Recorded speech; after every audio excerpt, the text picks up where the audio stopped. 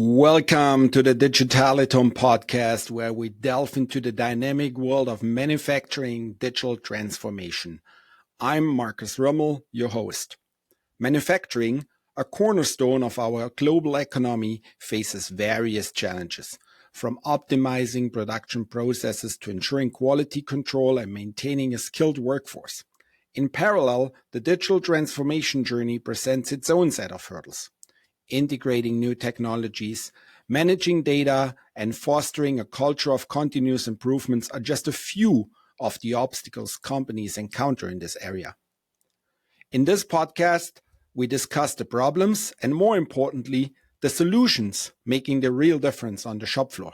We'll dive into cutting-edge digital technologies like AR, VR, IoT, AI, and others that are being leveraged to address the specific use cases. Whether it's enhancing your training programs, improving machine maintenance, or optimizing production workflows, these technologies pave the way for a smarter and more efficient manufacturing operations. In the DigitalituM podcast, we introduce you to some of the industry-leading voices, peers of me who are at the forefront of these digital revolutions. They'll share their insights, experiences, and the transformative impact of digital tools in their respective field. So sit back, relax, and join us as we explore the intersection of manufacturing and digital technologies. Welcome to the DigitalituM podcast.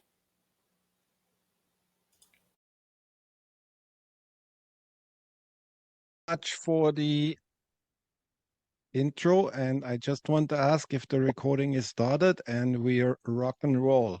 Yes, today we talk about digitalization tools in manufacturing, and I give you a little bit of an overview, what is out there, what's possible, and what problems can be solved. I have a couple of slides and I'm browsing through. As Chris mentioned, if you have any questions, put your hand up or use that hand up button, as I don't see all of you on my other screen, or maybe Chris tells me, and then I'm happy to answer all the questions. All right, what are we talking today about? Let's click that thingy through. We do a quick intro of what we're doing at DigitalituM. Go into a couple of problem statements. In this presentation, I focus specifically on immersive technology, which means everything under the umbrella of AR, augmented reality, VR, virtual reality, and XR, mixed reality, and also explain what are the difference between all these different acronyms. I show you a couple of augmented reality use cases and some virtual reality use cases, and then we look a little bit into the future. What do we do at DigitalituM? Here is a quick video, DigitalituM explained in 1 minute. Manufacturing has its challenges.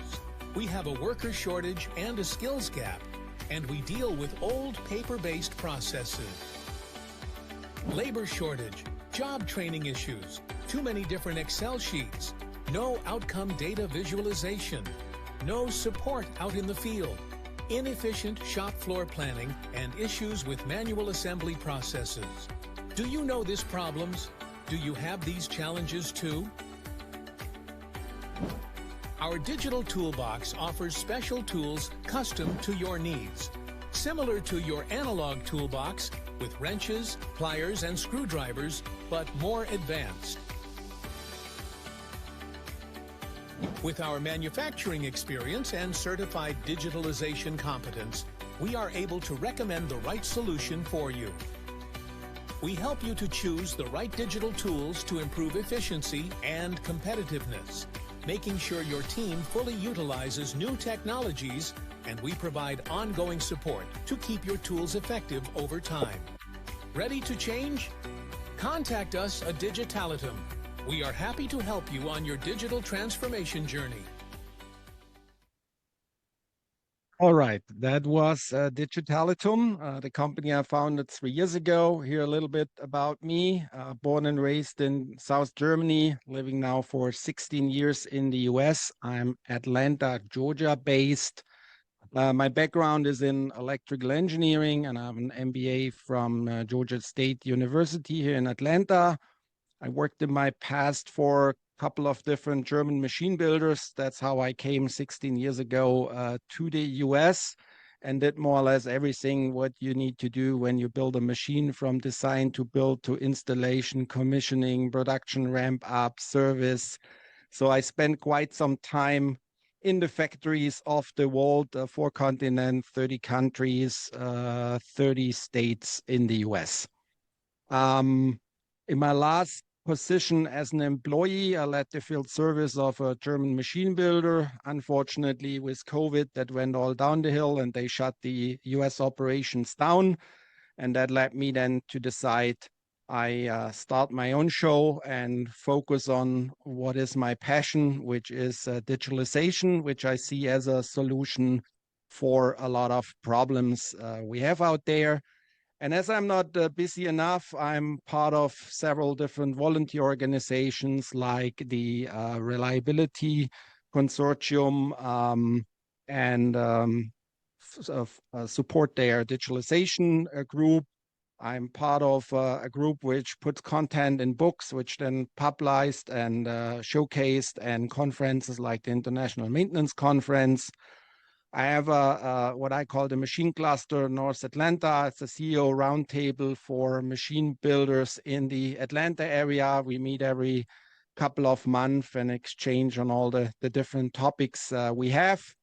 And I just got certified by Sesame, the Smart Manufacturing Institute, in a specific roadmap consulting program to evaluate where manufacturers are and kind of help them on their digitalization journey. Any questions? Good. So then let's talk about the problem out there. If we look on a manufacturing shop floor, we see that the complexity of machinery goes up. Specifically, the software part gets always more complex, while the mechanic and the electric part goes down. If we then look on the other hand on the manpower side, we see a lot of labor shortage and skills gap. And if we focus that on field service and maintenance people, you really feel the pain.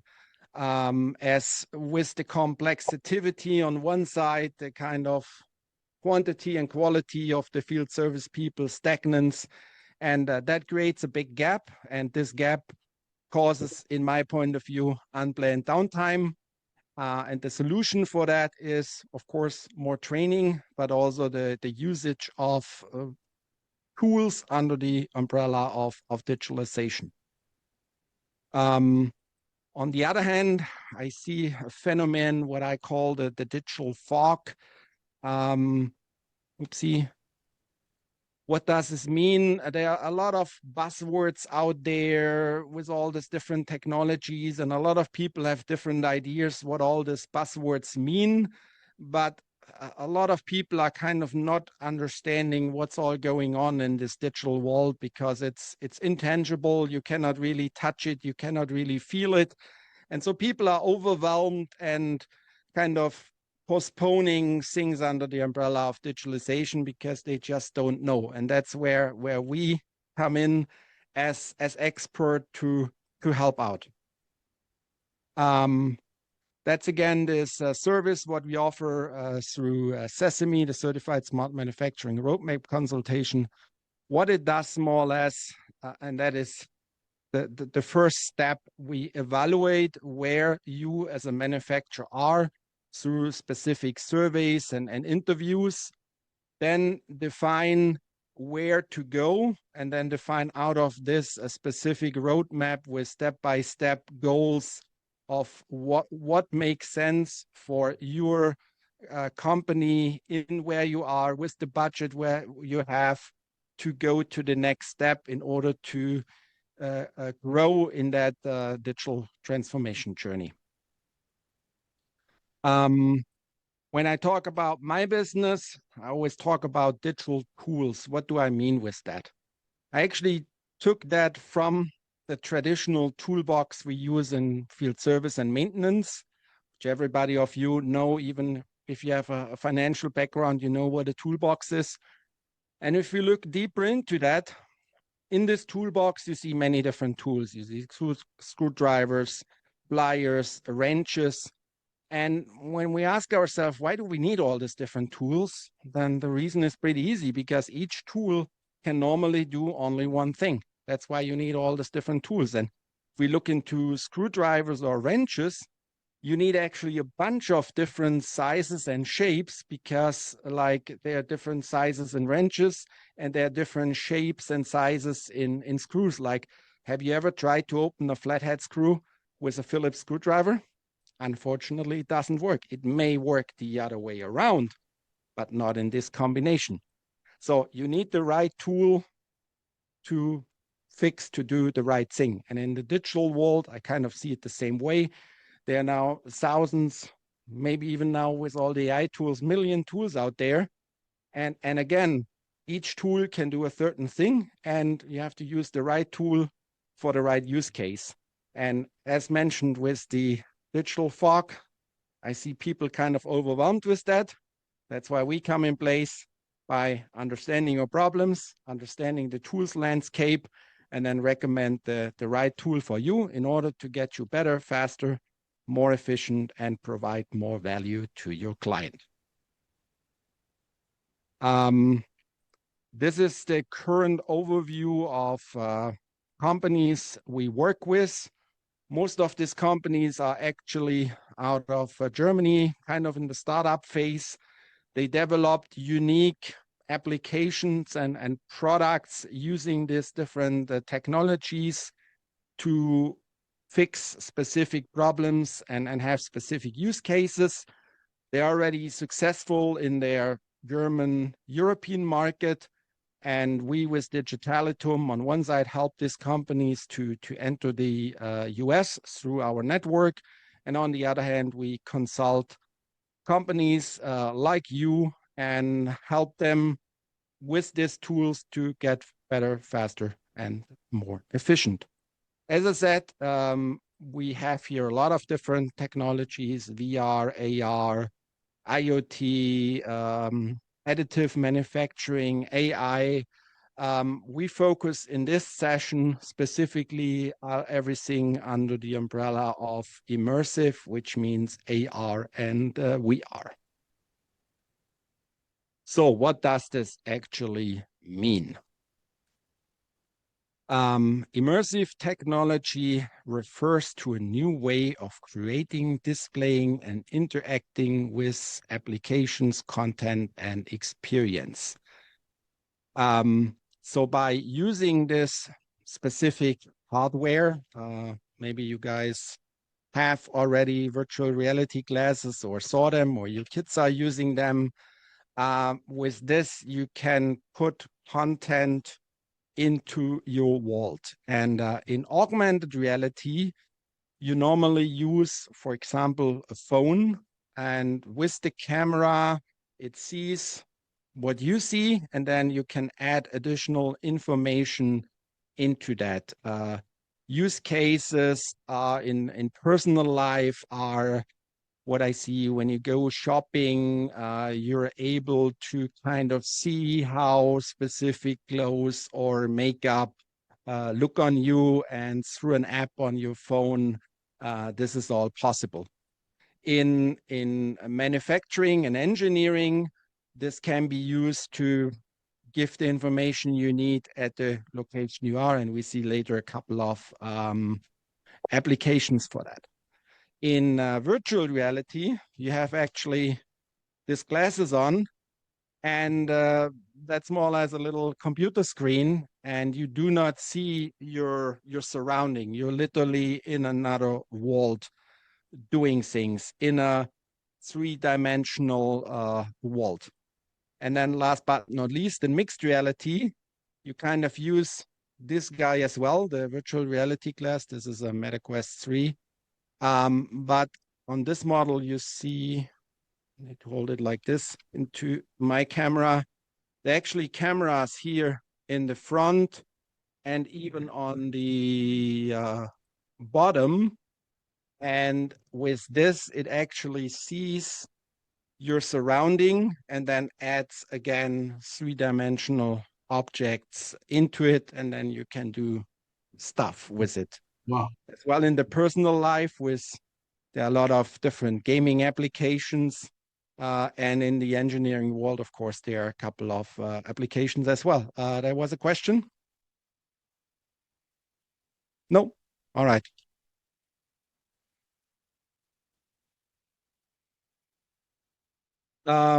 Let's do a quick show of hands. Who of you have used anything in the immersive world in their, let's say, personal life already, either an augmented reality application or maybe even play some games with this guy here?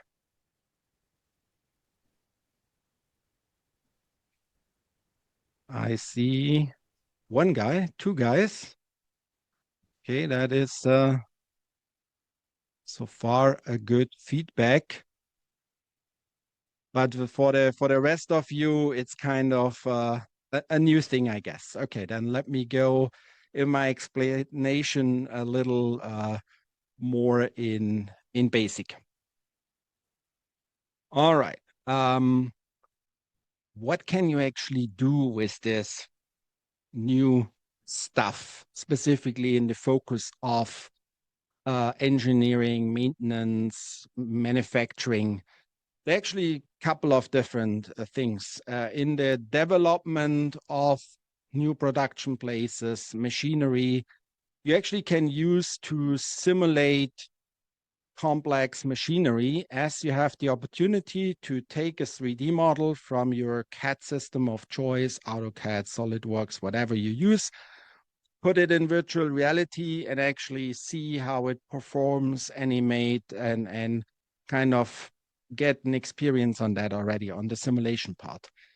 Then for everything under the umbrella of marketing and sales, of course, if in a traditional way, let's say you're a machine builder, you want to sell your awesome machine, and traditionally they come with a piece of paper, a picture of the machine, a lot of technical text to it, and try to tell you this is the machine you need to buy.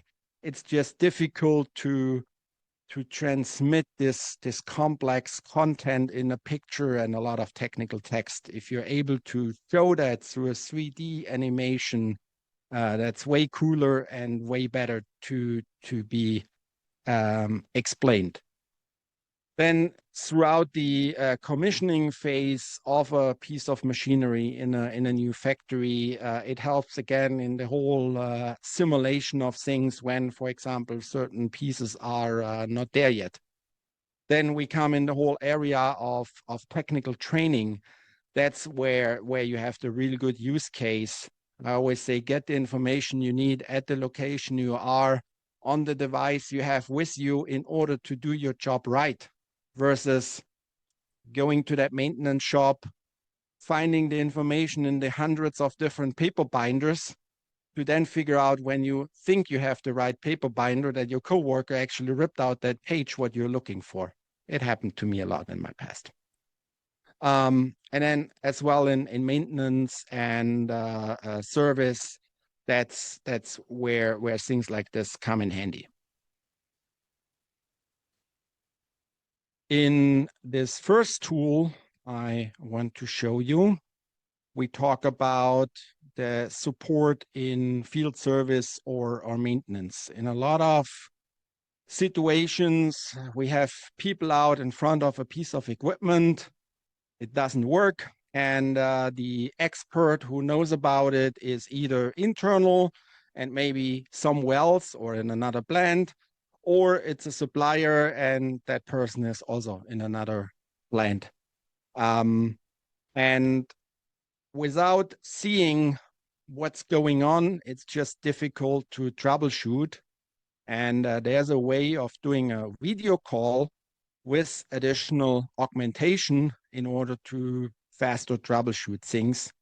How could that look like? Let's look in a quick video.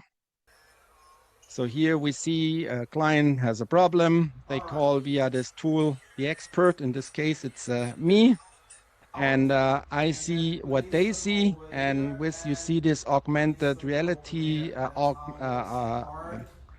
markers, I can draw into the picture and explain, for example, how to orient this part into the machine in order that it works. If I try to describe that in words, it's just difficult if there's an additional language barrier or bad network communication. It's just hard. And with this, it's just so easy and done in a few seconds. Problem solved, rock and roll, machine is running. Isn't that awesome? So again, get the information you need at the location you are in order to get the thing running. Another application for augmented reality is here the visualization of complex machinery. This is again the kind of marketing use case. Imagine you want to buy a new production machinery and your machine builder sends you a link. You click on it in your web browser, and now you see this beautiful piece of machinery in 3D. You can actually move it around. You get this additional information, and now we do a little live action. We actually put that machine in your office. How do we do that? Please take your smartphone and scan this code, please, and let the magic happen. Let me do it as well, just to make sure it actually works. So camera mode. Ching, it should give you that link. With that link, it should open your web browser. Now, depending on the internet speed you have, it takes a few seconds to download, and then you should see actually this. Do not to bring the, I put the code back. And then from there, I have an iPhone. It actually switches over into camera mode. And then it asked me to move my phone. I go now behind me, try to scan the space.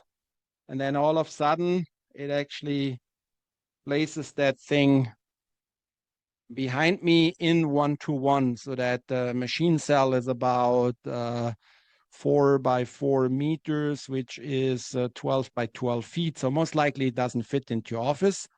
If you use the 2-finger zoom method, you actually can make it smaller. And now you have this piece of machinery in your office. And the magic thing is now that your phone is like your lens. So you can literally walk around it, see it from different angles. And if you want to, you actually can walk into the machine and see the inside. And if you do that, you see it's so detailed, you see every nut and bolt.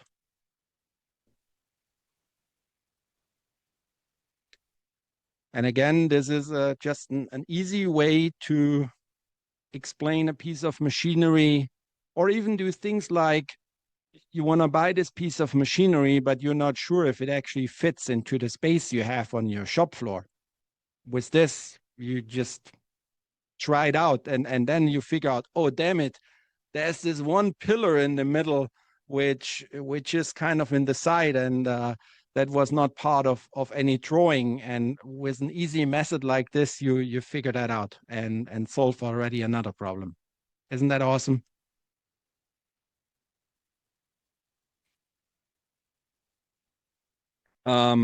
Another use case for this, let me switch over, is what this company is doing. They actually put that 3D model into their learning management system, which you can put publicly on your website, or you do it with username and password. And again, it explains Turn off main here switch. Using the main all the switch. different things in how to do Disconnect a primary different fuel filter. process. Disconnect the electrical connector under the primary fuel filter. And I have this now available on my web browser, or again, same as what we did before, generate that QR code and have it on the device you have in your pocket, your phone, your tablet, your whatever. And again, this is helping to get the information you need at the location you are to fix or use the problem you're having. And with complex machinery and equipment, that is just an ongoing problem, as nobody wants to read the paper manuals anymore, as they are not updated. They're physically somewhere, not where you need them, and you waste a lot of time and energy. Questions so far? Good. Maybe not now, Yeah. Marcus, but as we get through this, I'd love to know some of the kind of financial cases. Being financial people, I think that sometimes like I look at this stuff and I'm like, it's cool. I'd love to know like either some real world or what you've seen. And it doesn't have to be now, it could be at the end of the presentation, but would love to. In general, most of these software applications run nowadays per subscription. So it's always a couple of $100 per user per month in kind of general, with also the flexibility to, of course, cancel it whenever you want. And on this or other applications, when a lot of 3D content is involved, there's a work to do from getting that CAD model out of your SolidWorks and kind of beautify it and modify it so that it looks good in this application. And that is some work which either the vendor does, or where we can help, or where we can train you as an end user to do it if you have the people which are free and capable to do it. Does that answer your question? Yeah, I think it does. And then maybe what the ROI could be. Just coming from manufacturing, that I love the example of, oh, I forgot there was a big post here in my plant and I can't put this 12 by 12 machine there. But I'm sure there's a bunch of other like efficiency gains you can get, for example, because I don't have to call a service tech that with the special knowledge out from Germany to go to, so I don't know, none of it. For that visual support application, the whole ROI is to increase to bring your unplanned downtime down. And unplanned downtime of your machinery is the most expensive cost what you have, specifically if you have a serial operation and one machine stops, the whole line stops, and that's a big cost. So in this case, as I always ask, what is your downtime number and cost? And if we are able to put that down 20 or 30%, how much would that be? And the cost of that solution would already pay for that. In the Visao tool for visualization things, as I said, one use case is in marketing and sales. If you have a better way of showcasing your product to your client, and you increase therefore your sales numbers, that's another ROI. We have here another use case of 3D visualization here in this example, for example, on a trade show. Again, here the use case is, let's say you're a machine builder, you sell a big piece of equipment. In the past, machine builders put their big equipment on a trade show, but we all know this costs hundreds of thousands of dollars with the whole move and installation. And you only can show one machine and not your whole portfolio. And a new way could be with a special 3D LED wall, kind of like 20 feet by 10 feet.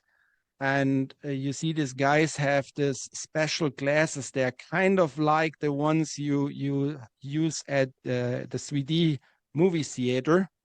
And then with this, you can again visualize the whole content in 3D and see a piece of machinery.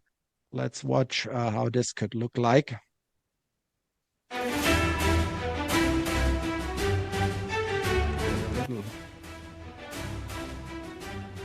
So again, you saw that big screen, and that's how the image could look like where you fly through. You see here this kind of shadowed field. That's how it looks when you're not in the glasses, and with the glasses you have the real 3D visualization. And again, it helps to showcase complex machinery, some complex properties of an equipment in a very short time, so that people are impressed and say, hey, I want to buy that.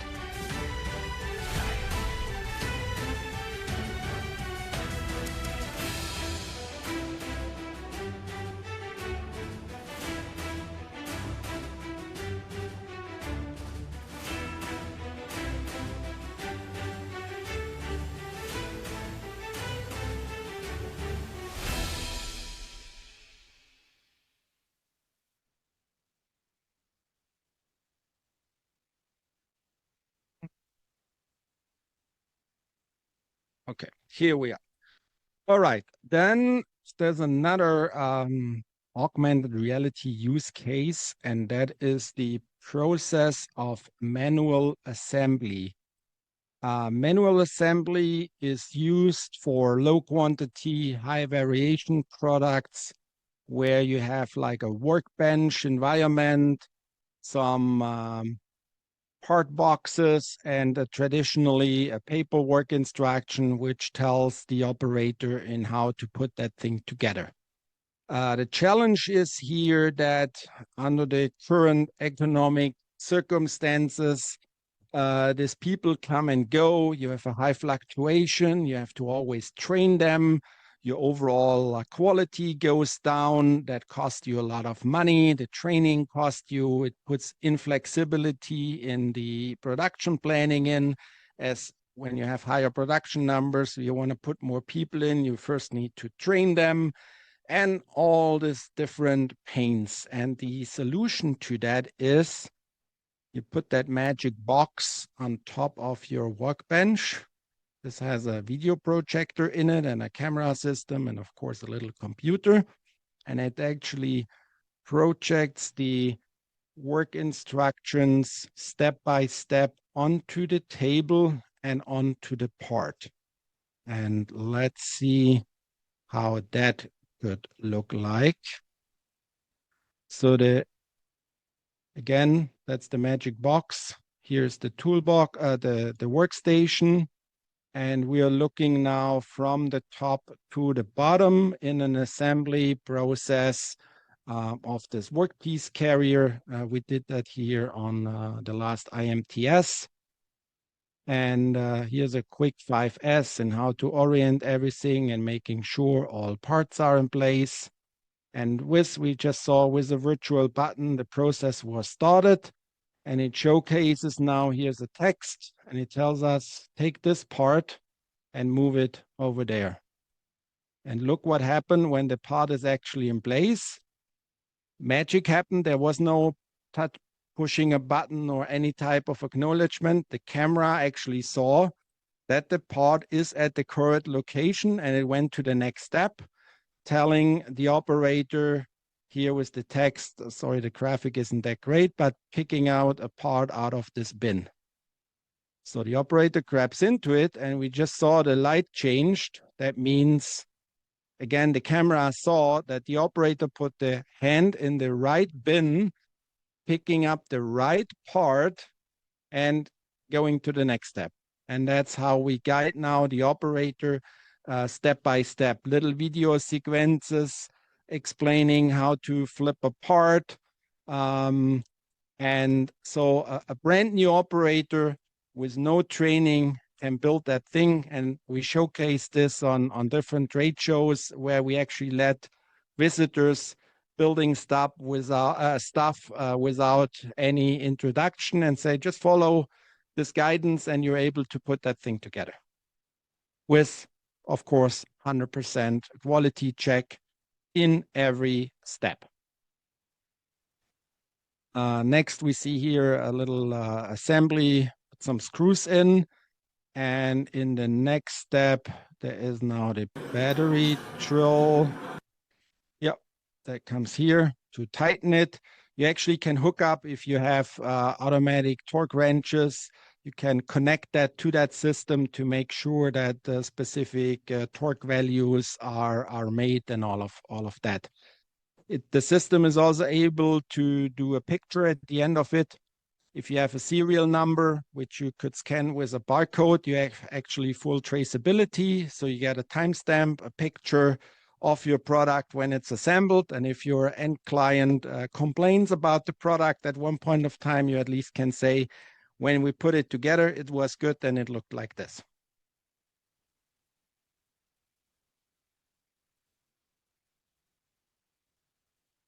So all good. Any questions to this particular application, what I could answer?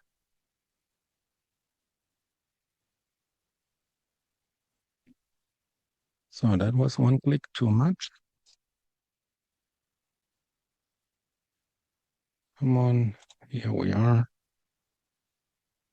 Slideshow, one current slide. Okay, now we're back.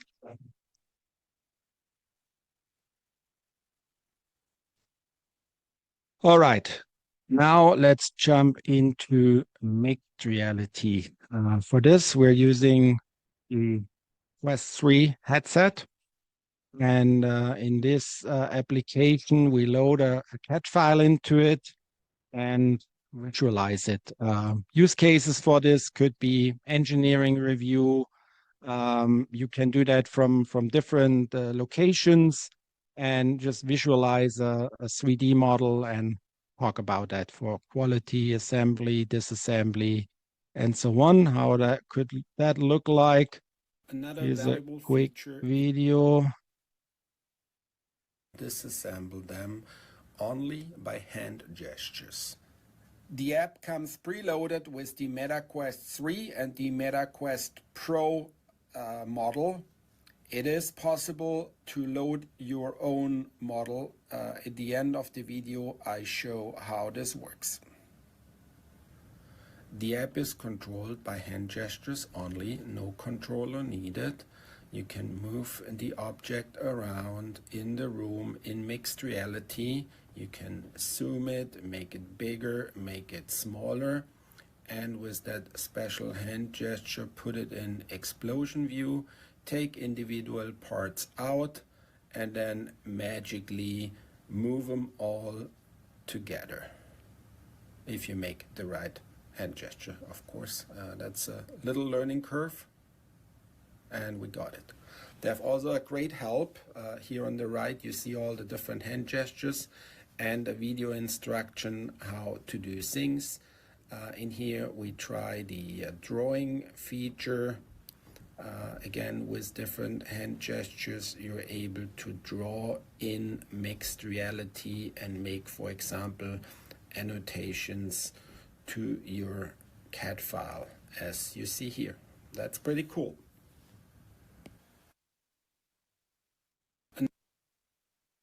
Another Get back. All right. Another valuable. Oops. So as mentioned in the video, and I'll share all these links with the presentation later with you. They're all on my YouTube channel. You can try it out yourself. Another application where we're pretty fast in jumping through the different use cases is actually the topic of technical training. Technical training specifically, again, on machinery and complex equipment has its challenges. There's the old way of doing it with a lot of paper and let your people read manuals, where the retention rate isn't that great when you have to read a lot of technical text without any pictures to it. Let's say the little better way of doing it is if you have videos and watch videos. The retention is a little better, but nowadays people use this magic device and maybe check out their Instagram status in between. Then again, the retention rate of the content is again not that great. And then we come the highest level. What you can do right now is actually do technical training in virtual reality. There you put yourself into another world. You put that 3D model of that piece of equipment, machinery in virtual reality, and in the third dimension, you can interact with that piece of machinery, and you can guide an operator through a specific task and let them actually do it like they would do it in real life with their hands. And that kind of creates the muscle memory and the highest retention rate. Another important thing is that you're then actually independent from any geographical location. So you don't need to do that technical training in front of that specific machine. You can do it in the office. You can do it wherever you want, where you have internet connection, more or less. And you're also not defined by any timeline or any downtime to that piece of equipment to do the training. You can do whenever you want. How does that look like? There's another video on that. Hi, this is Markus Rimmele with You DigitalituM. know that guy Today, already? we present a solution for technical training in an industrial environment from our technology partner ADAR Solutions, called ADAR Skills. We do this all on a MetaQuest 3, and the app is running on the glasses. Let's go. See this beautiful generated workstation of a motor assembly station. Here's the part, the engine, HMI, some shelves. Let's grab the part. Take the pencil. Oh, we forgot to sweep it in the grease. Sweep it on the part. Put the pencil back. Place the cover on the engine block. What's next? Take the barcode scanner. Scan the QR code. Bring the scanner back. Take a screw. Put it in. Take another screw. Put it in. Then take the Makita torque driver. We have to hold until we have to get 100%. Same procedure again. Put the tool back. Take the torque gun. Torque it to a specific value. Both ways. Place the tool back and we're done. Pretty easy, or?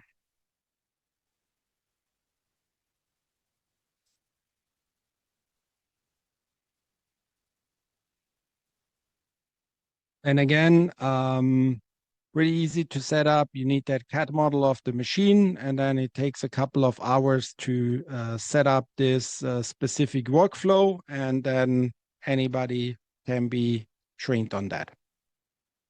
My last use case is what I did with the company Meyer. They have a subsidiary here in Atlanta, and recently they moved into a bigger space. The challenge they had is they didn't have really good plans of the new building, and they want to organize their manufacturing shop floor in a better way and have it also more efficient. And the traditional way was to just draw that all on a whiteboard and then build it and then see how it works.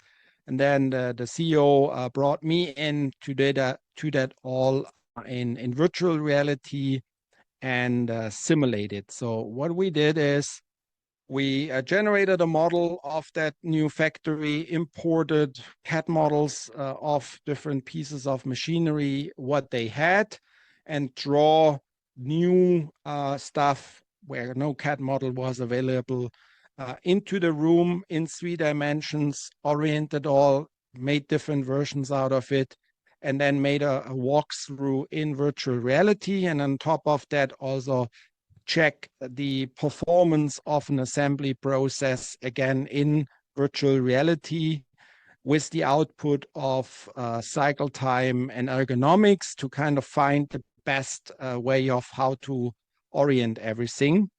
And the added value was, according to that plan, we later built that out, and it worked immediately, and everybody was happy. In the next video, I show you that walkthrough in the virtual world with everything I built there. In this example, this whole project took me about 8 hours of working time from scratch to put that all together. So in the first, you saw the office area, some shelves. Here's the manufacturing area with the different workbenches, some shipping area. Even we have a model of the forklift in to kind of have the look and feel how that all works out with the new design. We showcased that then also to the German headquarters, and they were kind of blown away in how we did it. And now everybody is happy with the new place, which works, of course, awesome.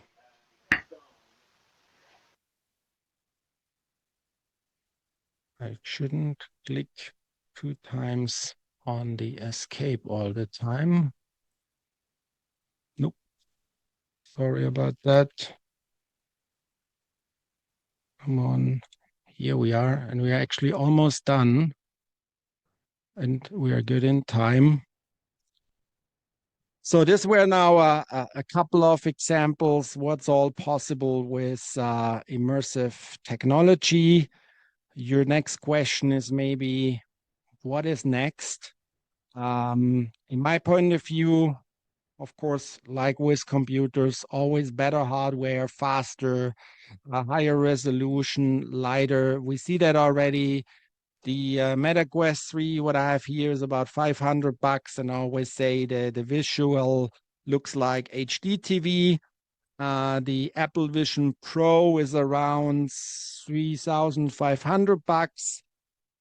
Of course, more expensive, but has a better processing power, and the resolution is like 4K TV. So the quality is much better, but of course you also pay a higher price.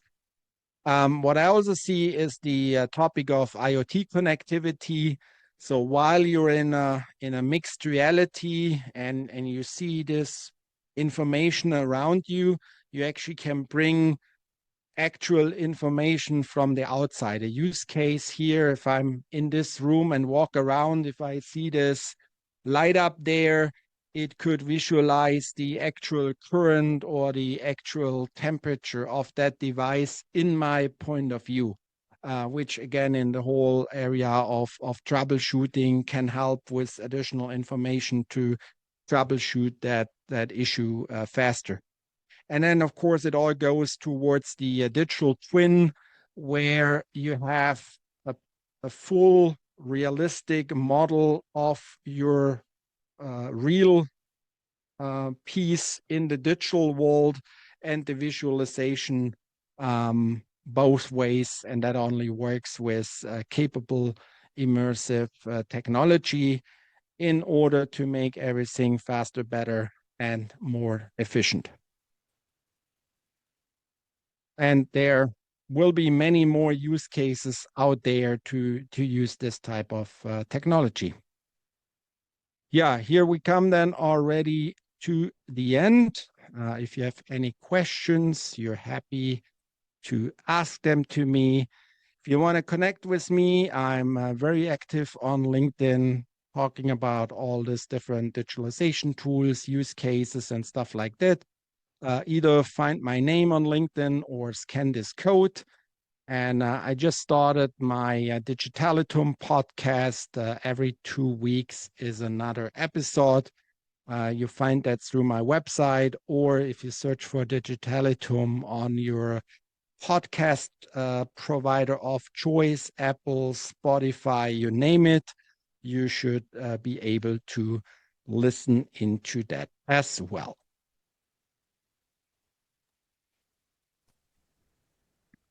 Hi, Markus. It's Linda here. Sorry, I'm not on camera tonight. I do have a No couple worries. questions. Yes, so please. one, okay, so the magic little box that was sitting at the top of the assembly workstation. What if you are in a clean room, you are in a dark room, and you have to use, how do I explain this? So we are an optical manufacturing company. We design and manufacture optics. Optics go into many, many, many things. And let's just say you're putting it into a camera lens, a high-end camera lens or a microscope. You're in a clean room, you're in a dark space, you have one very high-powered light shining because you have to make sure there's no imperfections in that optical lens. Excuse me. How would that machine work in a dark space? I know it was a light space when you showed it.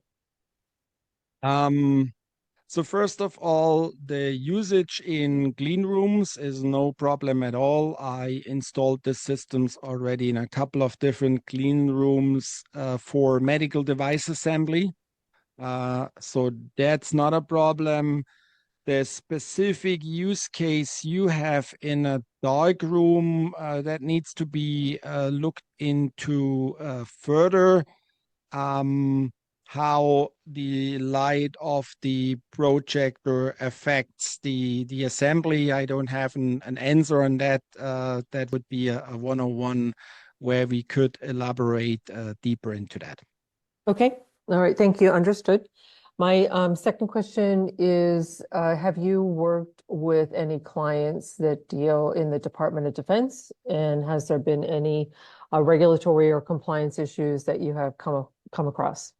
I haven't had use cases yet with the Department of Defense, and as all my products are from foreign providers, that's always kind of like a barrier of entry into the specific applications or use cases. Well, I mean, okay, so even defense industry in Europe, right? So Germany defense industry, any clients at all? I know a couple of use cases where they use it as well. Yes. So Okay. it's used in Germany in German defense applications, but so far I haven't really entered into the U.S. Department of Defense Sure, things. because you don't have a U.S. passport, I'm assuming. That's why Soon. you're not a U.S. national. Yeah. But okay, so let's just take the case one step further. So let's just say you're uploading a work instruction, and the work instruction has the client who is a customer of a defense industry, and those work instructions are quite classified or confidential. So where are they stored? Like, how do you get around the security This features? is all a local system. So there's no cloud connection. All is handled computer-wise on a local computer on that device. So therefore, specifically for classified things, you're on the good side of things, in my point of view. Everything under the umbrella of support that needs to be then defined. What can be viewed by by an outsider and whatnot in order to help and troubleshoot. I think that's where the specific questions then come. Yep, agreed. Yeah, there's quite a few vendors out there in this type of space. I guess one of the things I missed in your presentation is what makes you stand out or what makes you special. Maybe one or two highlights as to what sets you apart from other competitors in this space. We, with our business, focus specifically on small, medium manufacturers and help them out. With my experience I have in the field working on machining and production projects also in that industry. And I'm just familiar in how that all works. In my point of view, also small, medium manufacturers don't have the big budgets and the special people to focus on everything under the umbrella of digitalization. And I kind of feel, just from a general point of view, they're behind on things and need help from external third-party clients like me and others. And the big guys in the market, the big consulting firms, they have too high of rates for small manufacturers who can afford that. So my hourly rate is not at $2,000 like at Deloitte. Got it. I wish, but yeah, Okay, thank you. Thank you, Linda. Thanks for your questions. Any other questions?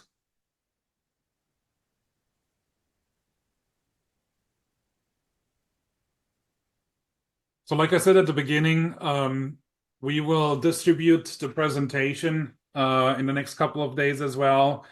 This was recorded, so it will be on the FENG YouTube channel at some point, maybe in a couple of weeks. And then also you will just be able to review it there again.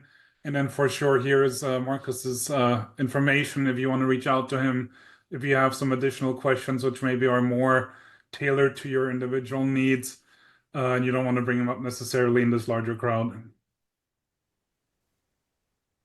Then Yes, thank you all. Thank you, Markus. Any closing words? Yeah, as I said, if you have questions, reach out to me. I'm always happy to answer even the so-called stupid questions. There are no stupid questions out there. Digitalization is a complex topic. It involves a lot of different things, and I'm here to help you and your company on the digitalization journey, which is not just a way to just digitalize, it's to make you better, faster, more efficient, and provide more value to your client. Thank you. Thank you all, and then thanks, Markus. You all have a great evening. Talk to you soon. Bye-bye. Bye. Thank you. Bye, guys. Thank you, Markus. Thanks, Very Markus. interesting.